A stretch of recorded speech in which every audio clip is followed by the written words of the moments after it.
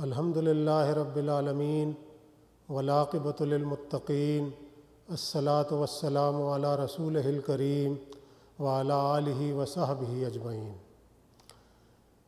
حضرت عبداللہ ابن عمر رضی اللہ تعالیٰ عنہ سے روایت ہے کہ نبی کریم صلی اللہ علیہ وسلم نے فرمایا کہ روزہ اور قرآن بندے کی شفاعت کریں گے۔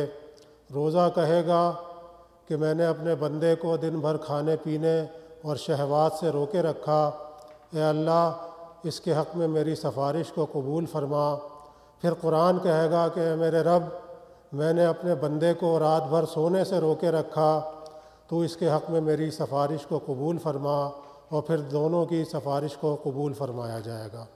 بچے، بڑے، بوڑھے، جوان، خواتین تمام جو ہے وہ گھر کے اندر بھی، گھر سے باہر بھی، مسجدوں کے اندر بھی، رات کو تراویح کے اندر بھی سب لوگ قرآن کو بہت زیادہ پڑھنے کا اہتمام کرتے ہیں، اور قرآن کو ہم سنتے بھی ہیں اور پڑھتے بھی ہیں، اور ہر طریقے سے قرآن کے ساتھ ہم تعلق جوڑنے کی کوشش کرتے ہیں۔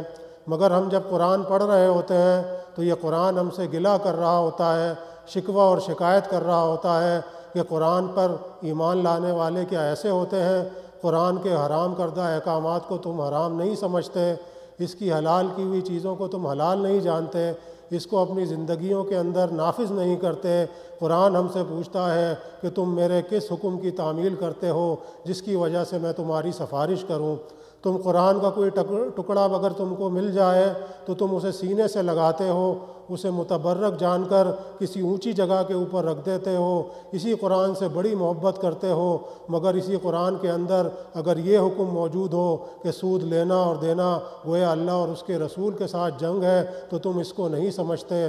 حضرت عبداللہ بن مسعود رضی اللہ تعالیٰ عنہ سے روایت ہے کہ آج ہم قرآن کی حدود کی حفاظت کرتے ہیں، مگر ایک دور ایسا آئے گا جب لوگ قرآن کے احکامات کو پامال کریں گے مگر اس کے الفاظ کو اہمیت دیں گے۔ آج ہم اسی دور سے گزر رہے ہیں۔ میرے دوستوں اور ساتھیوں، اگر ہم چاہتے ہیں کہ روزہ اور قرآن ہماری شفاعت کرے تو ہمیں اپنی زندگیوں کے اندر قرآن کو نافذ کرنا ہوگا، اور اگر ہم یہ چاہتے ہیں کہ اللہ تعالیٰ قیامت کے روز اسی روزے کو اور اسی قرآن کو ہماری شفاعت کا باعث بنائے تو ہمیں قرآن کے احکامات کو، ان کے الفاظ کے اندر چھپے ہوئے پیغامات کو اپنی زندگیوں کے اندر نافذ کرنا ہوگا۔ اس کے بعد ہی ہم اللہ تعالیٰ سے شفاعت کی توقع کر سکتے ہیں۔